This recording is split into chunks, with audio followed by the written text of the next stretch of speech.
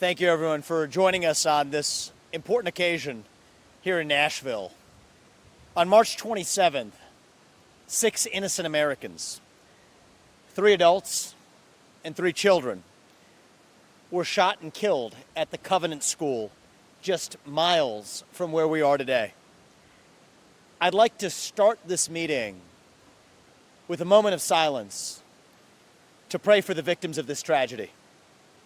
Evelyn Dickhouse, age 9. William Kinney, age 9. Hallie Scruggs, age 9. Mike Hill, age 61.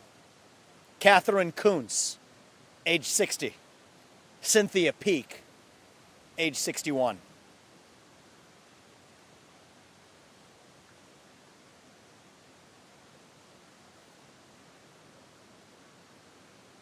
I'd also like to recognize the heroism of the 2 police officers who took action that day. Officers Rex Engelbert and Michael Collazo, who did not flinch for a moment, who took down that shooter for saving lives. They are true heroes. We thank those first responders, and on behalf of this community, we thank them as well. Out of respect for the families and the victims, I'm going to avoid naming the perpetrator today. And I'm going to ask all of you to do the same during our conversation. I don't want to politicize this. And I recognize that my being here does increase the risk of that happening.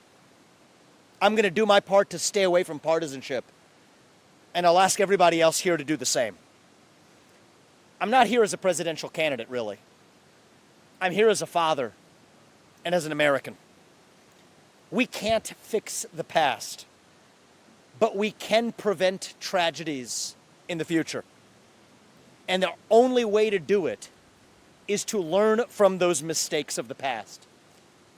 When an airplane crashes, we recover the black box for a reason. We never want to make that same mistake twice.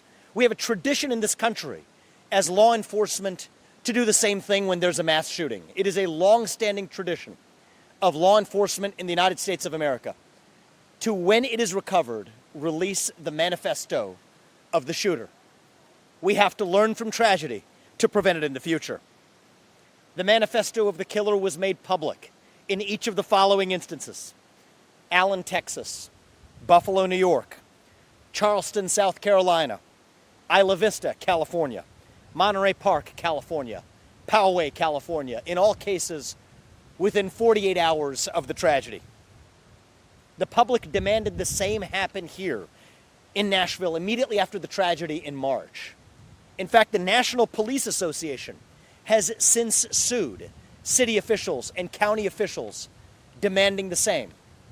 It turned out that on April 27th, Governor Bill Lee, the governor of this state, pledged to release that manifesto. Yet today we're sitting here in August with nothing other than stonewalled silence from our government. That is wrong. That does not build public trust. That erodes public trust. I'm here today to make a demand of the governor of Tennessee, to make a demand of the Nashville Police Department, to make a demand of the FBI. Release the manifesto. Speak the truth. The hard times are the times where we must most openly speak that truth. It is hardest to speak the truth under difficult circumstances, but that is when we require it the most. I understand that there are legitimate concerns, that we do not want details released that will motivate copycats. I don't want that. The fellow Americans who earnestly have called for the release of this manifesto, they don't want that either. And I want to go on record and say it would be perfectly reasonable for the police to redact any sections of this manifesto that lay out specific plans, that lay out specific premeditated plots on details of execution that could be copied by another individual. But what we do need to know is this killer's motives, this killer's psychological state of mind.